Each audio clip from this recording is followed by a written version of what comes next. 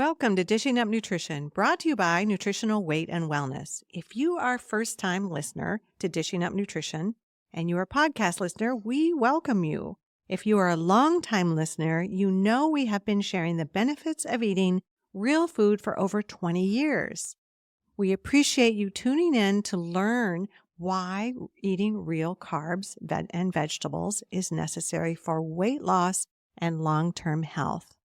Brittany and I thank you for joining us today, and we want to share a couple of amazing results our clients have experienced. So let's start with a client named Jane who reversed her osteoporosis by eating real food, protein, lots of protein, vegetables, natural fat, plus supplementing with a great bone-building supplement called Key Osteo Plus. And of course, daily walks and weightlifting several times a week. Let me share another success story from eating real food, protein, vegetables, and natural fat. For the past 14 years, Tina chose to manage her MS, multiple sclerosis, with her diet of real food, and now 14 years later, her neurologist said you no longer need to come back for checkups because there is no indication on your scans of MS. It is gone. Wow, that is truly amazing. That was a day, red letter day for Tina. Yeah. I mean, wow. Tina was so dedicated to her real food plan.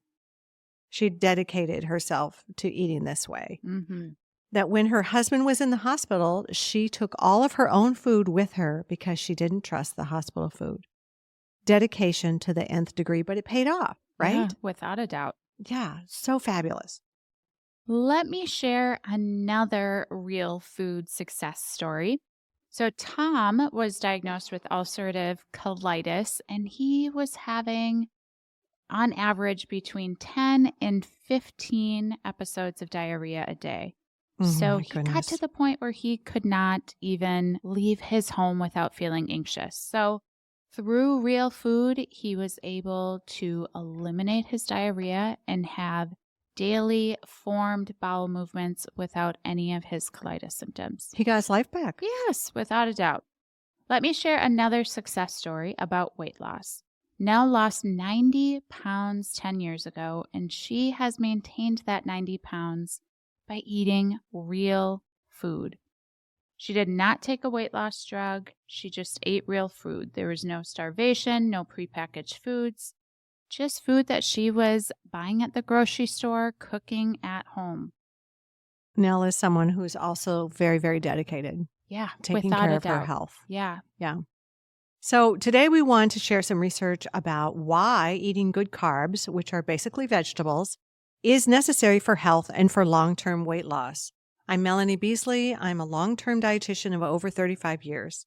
I've practiced nutrition through the low-fat phase of nutrition and weight loss. Sorry about that. Low fat worked for some for a short time. I mean, we did see some success, but the clients complained of being hungry all the time and they felt crabby and irritable. I also lived through that high fat, low carb phase called the keto diet, which seems to work best for men for weight loss efforts. But again, it's not a sustainable plan for long-term weight loss. It works for a season, works for a while, but eventually it can be hard to maintain with your lifestyle. Yeah. And, we really, like you said, lifestyle. We really want to find something that just becomes your lifestyle and that is sustainable. And that gets back to what we're talking about today. So that you're not thinking about food all the time. Yeah. You want to think about other things in life other than what you're going to put in your mouth next. Yep. That's the goal. You could do something for a month or maybe 2 months, but yeah, at a point you're going to get, you mentioned crabby. You're going to still have cravings. You're probably not going to feel that great. Your energy might be low. So the real food approach really helps to improve all of that. It really does. There's the newest diet recommendation that has been to fast for several hours. And this varies depending on the specific recommendation, but this can be a difficult plan to stay on for long term for some people as well. So, again, today we're looking at a more balanced approach. For long term. Yep. We're thinking the rest of your life. And I am Brittany Vincent. I have been a dietitian for the past 11 years. And I became interested in nutrition back in high school. I decided I was going to be a dietitian, and that's what I committed to. I don't think I knew that. Yeah. Back in high school, you Back decided. in high school, I decided, and I never looked back. My aunt was a dietitian, and I think that's what inspired me. And I liked cooking and food and all of that. And throughout that process, I've been on my own health journey. And about 10 years ago, I was diagnosed with polycystic ovarian syndrome. And mine was more rooted in inflammation from poor gut health and stress. And whereas most women with PCOS, theirs is really rooted in insulin resistance. Mm-hmm. So I was already on my real food path at that time, thankfully, but I continued to fine-tune things. I eliminated gluten completely. I eliminated dairy. I took proper supplementation, and I was able to rebalance my hormones completely. At one point, I was not ovulating at all, and then naturally, I started to ovulate. You are our hormone guru. Brittany Thank you. does train the nutritionist on all her hormone research because you gone above and beyond to understand.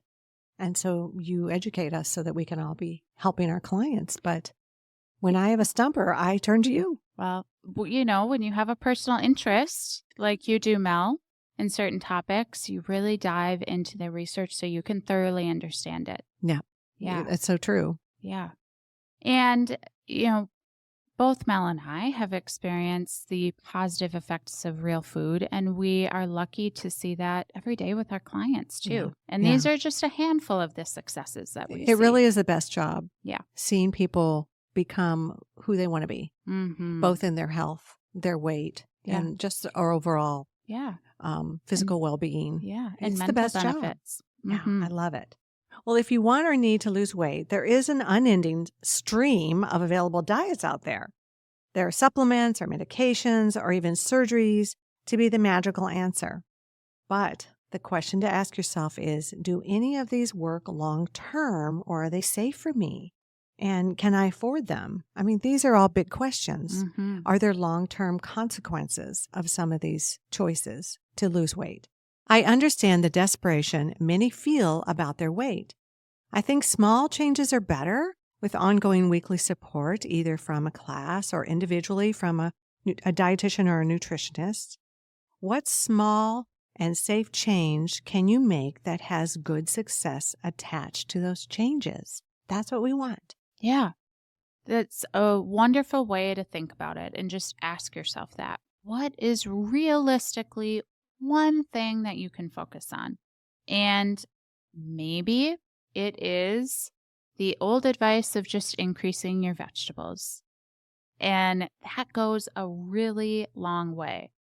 Filling your plate with those lower carbohydrate vegetables like salad greens, broccoli, bell peppers, zucchini, asparagus, cauliflower, celery, carrots, tomatoes. I mean, that's not even a complete list. The list goes on.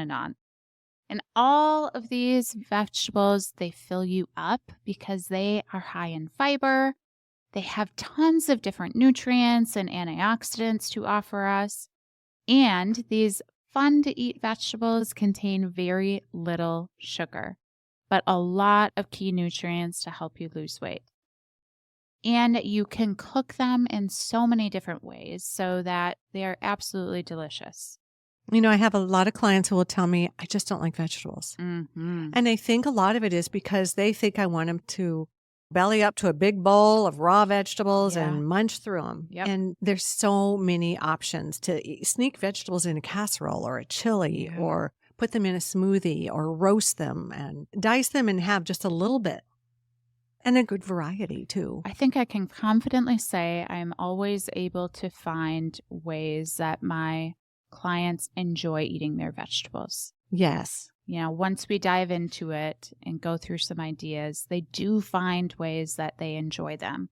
And we're going to give you some ideas. We're going to give you some too. ideas. And listeners, I want to encourage you that once you start down the vegetable train, your palate changes. It's so true. It doesn't stay the same. And Yep. all of a sudden you're craving vegetables and you're like, who am I? Yeah. So you just have to trust the process. Yeah. Right? Some of you are probably thinking that we're crazy for saying that, but it is true. You get to the point of craving vegetables. Yeah. Yeah, which is a good thing.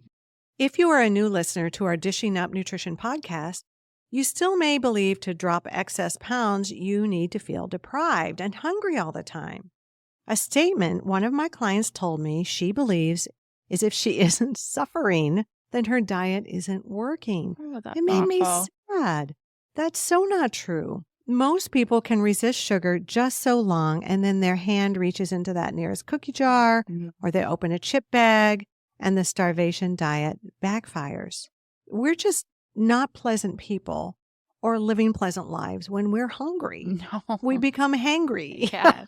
There was a meta-analysis published in the year 2020 that found that diets helped people lose weight in the first 6 months, but it had stopped by the time 1 year had rolled along.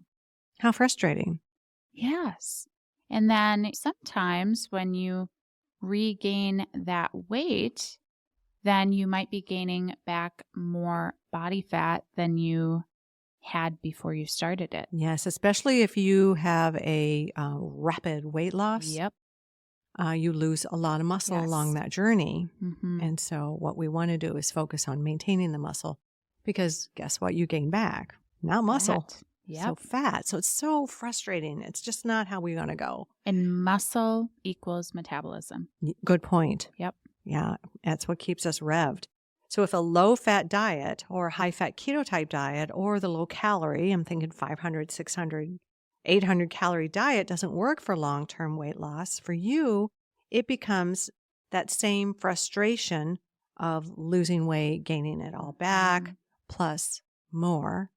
And now it's hard to get the ball rolling again because you're like, I've tried this before. I'm frustrated.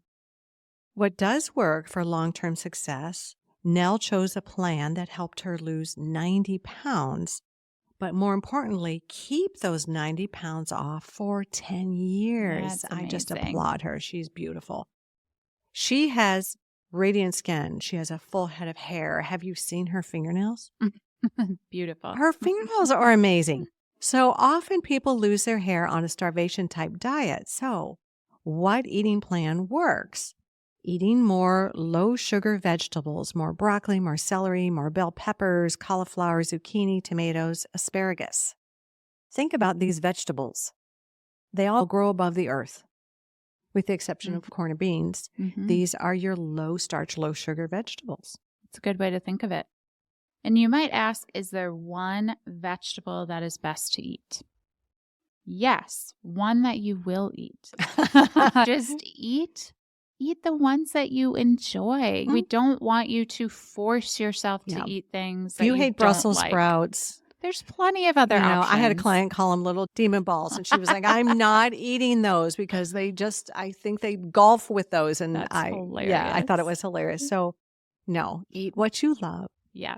But she did try Brussels sprouts, shredded Brussels sprouts down the road. I told her, make them with bacon fat and then crumble your bacon over the top and a little drizzle of apple cider vinegar. And she was like surprised. And she loved them. So I converted her. Nice. I love eating them that way.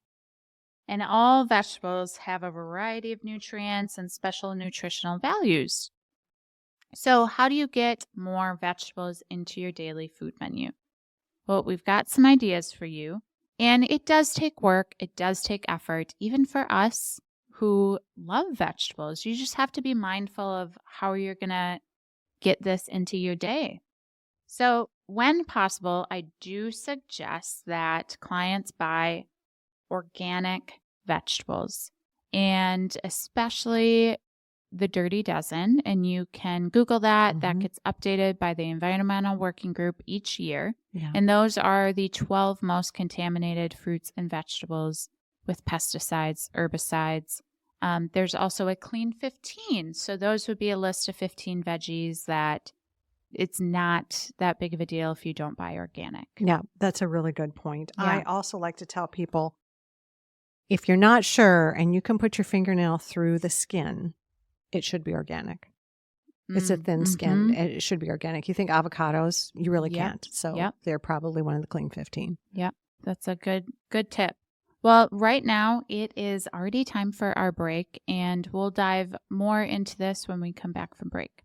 Let's take a little break from our discussion about why eating vegetable carbohydrates are necessary for long-term health and weight management. If you are facing surgery this upcoming year, let me share some information about a supplement many found to have made a difference in their recovery. After surgery, the body needs additional micronutrients to speed recovery, and I often recommend taking the supplement Injury Surgical Support Formula for 3 weeks before surgery and at least 3 weeks after surgery for that faster recovery. Yeah, I have had so many clients tell me that their doctors are really impressed at how quickly they're recovering from their surgery. And that's what we want. Get back to life. Absolutely. And this injury and surgical support formula contains 21 different nutrients designed to support cellular health and healing and reduce inflammation. It's not a new product. It has been around for a long time, actually. And a recent satisfied user said, after my hip surgery, I recovered so well, I now recommend it to all my friends and family. So you take 6 capsules for 3 weeks before and then 3 to 6 weeks after surgery. A lot of my clients will say, why can't they just make it in one capsule? Yeah. Well, when you have chelated minerals, activated B vitamins, they're larger molecules. So in order to really be something the body can absorb, they have to be a little bit bigger, and they're in easy swallowable gel caps. Yep. And I think 3 with breakfast, 3 with lunch is a really good approach. I like that. Yeah. Better is better. Getting better faster and getting back to life it's worth it. Here are some specific ideas that might appeal to you. A red pepper cut up in slices and put in a jar is a great snack food. Or sometimes I just eat it like an apple, so I don't even have to take the time to cut it up. Oh, can you do that? If I get a seed, I'm done. Like, I just can't. It doesn't bother me, but I understand. I understand that. Or you buy the mini peppers. No, I get a seed with those. I love the little, I love to make strips. Yeah. Yeah. And then just munch on them like strips of apples. Yeah. And you could do, I mean, I'm saying red, you could do any color of those bell peppers are great to snack on.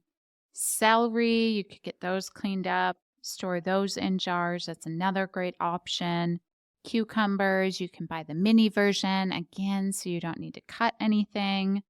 Carrots are also a great option. I do really think buying the big carrots with the tops on tastes so much better than the baby carrots. The baby carrots, too, I believe a lot of them are treated with something to keep them from getting slimy. They are. And even organic. Yep. So I don't love the baby carrot.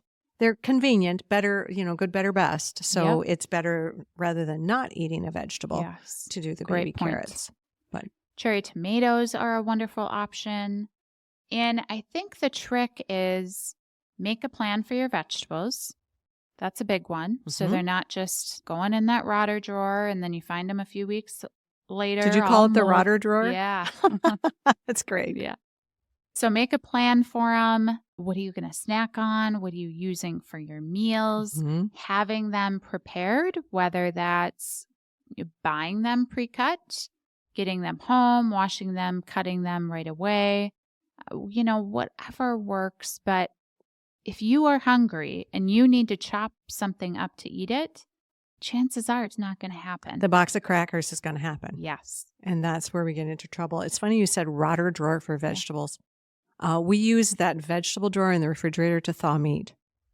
So, we don't use it for vegetables because they're in there and suddenly they're just gone. It's like when you shut your phone, things just disappear. Yeah. So that's how it is when you put vegetables in that drawer. That's a great idea. Yeah. If you put them elsewhere, then you're seeing them. Then it's reminding you to eat them. Yeah.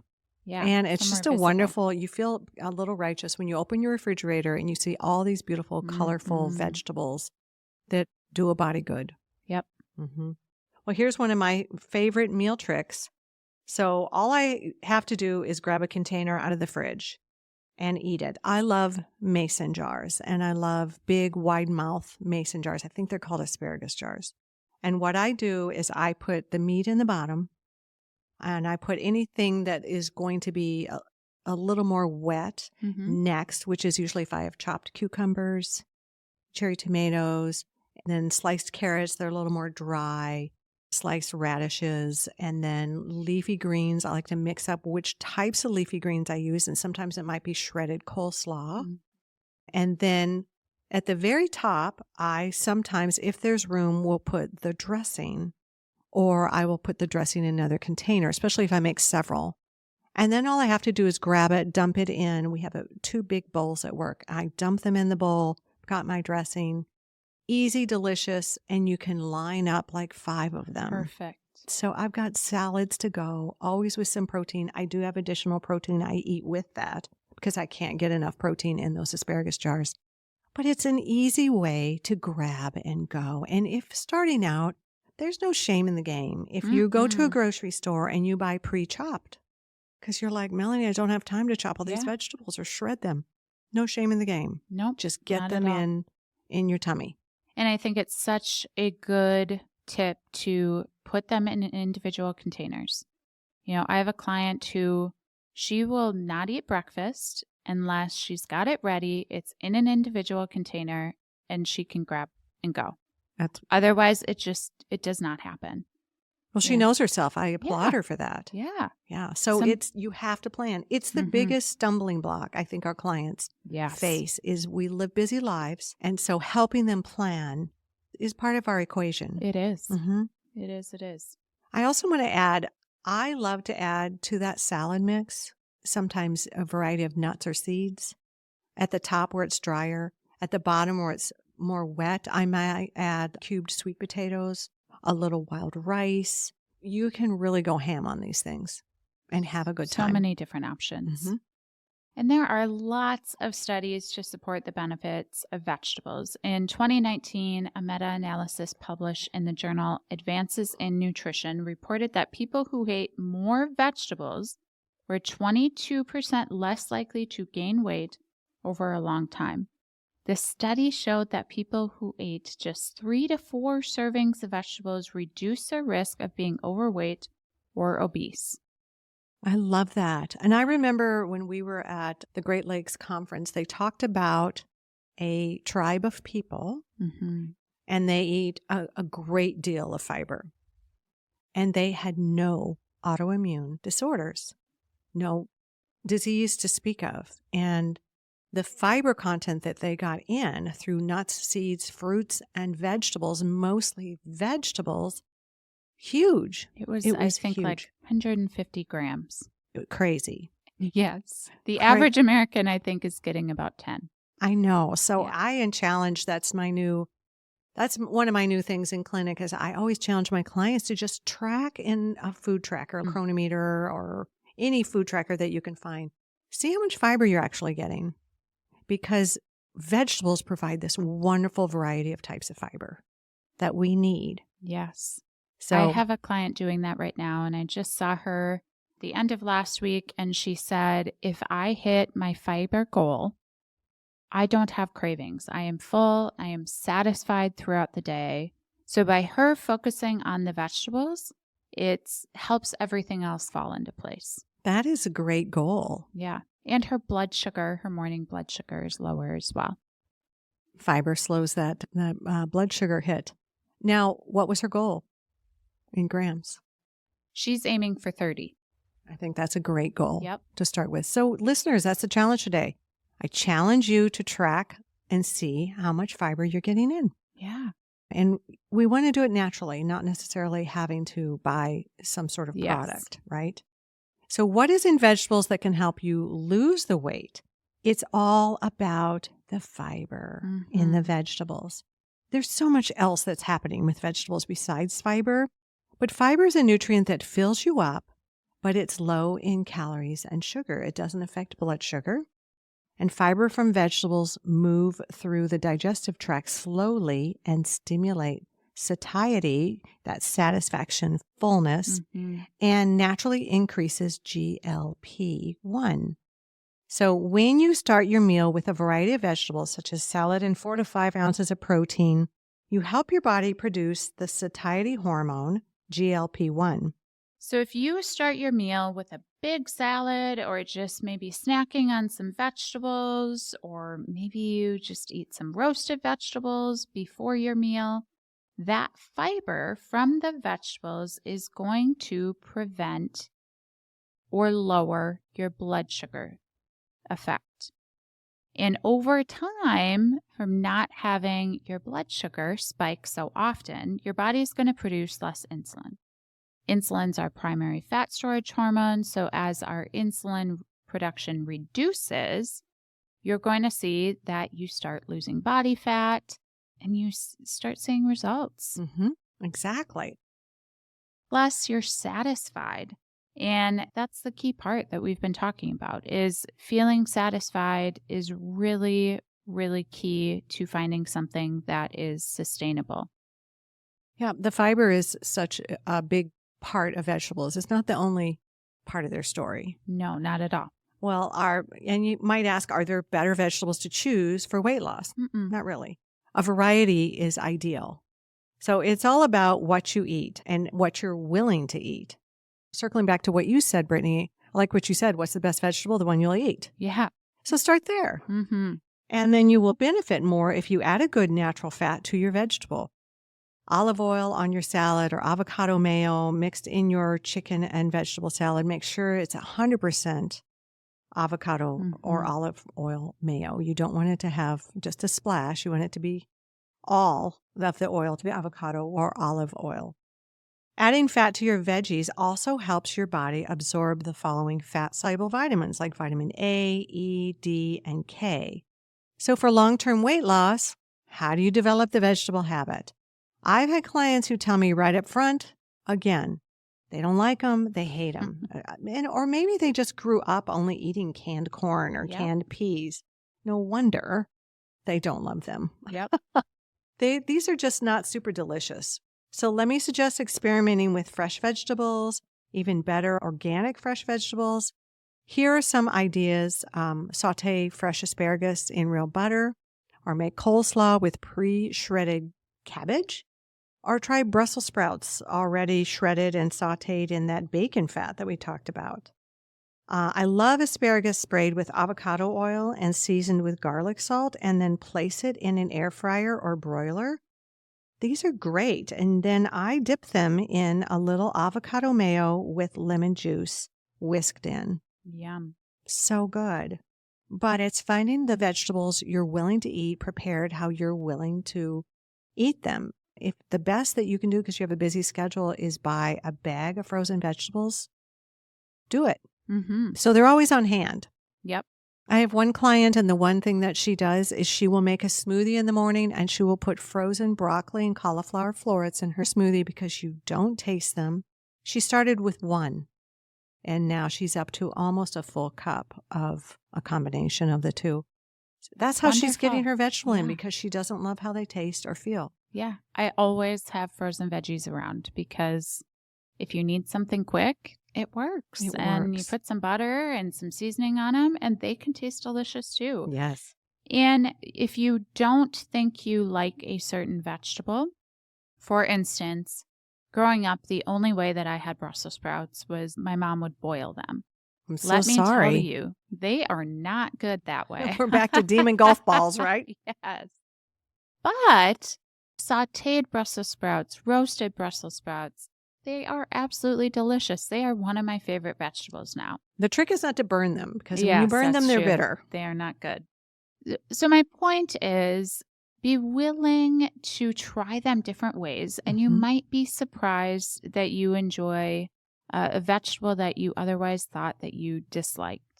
And I think one way that I've gotten many of my clients to like different vegetables is roasting them.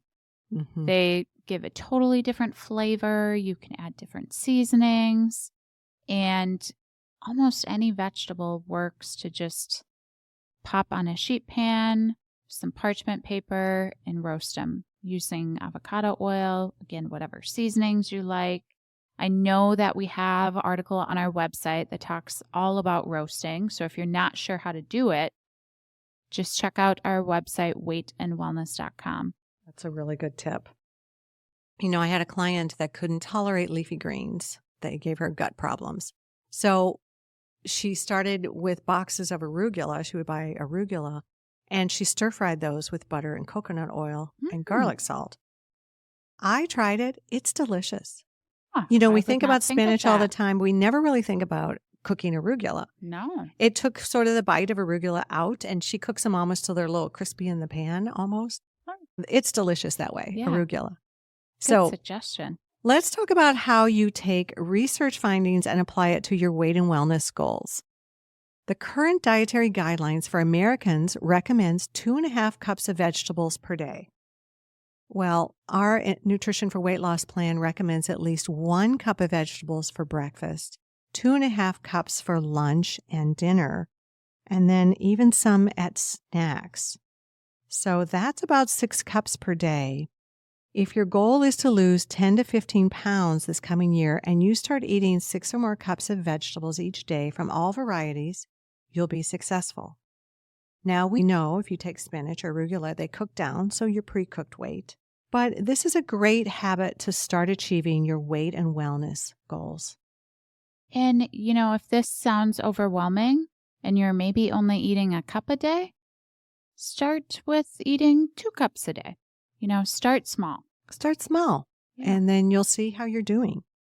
So we are always available to make individual appointments to help you achieve these health goals. You can reach us at weightandwellness.com. Our goal at Nutritional Weight and Wellness is to help each and every person experience better health through eating real food. It's a simple yet powerful message. Eating real food is life-changing. Thank you for joining us today. Thank you.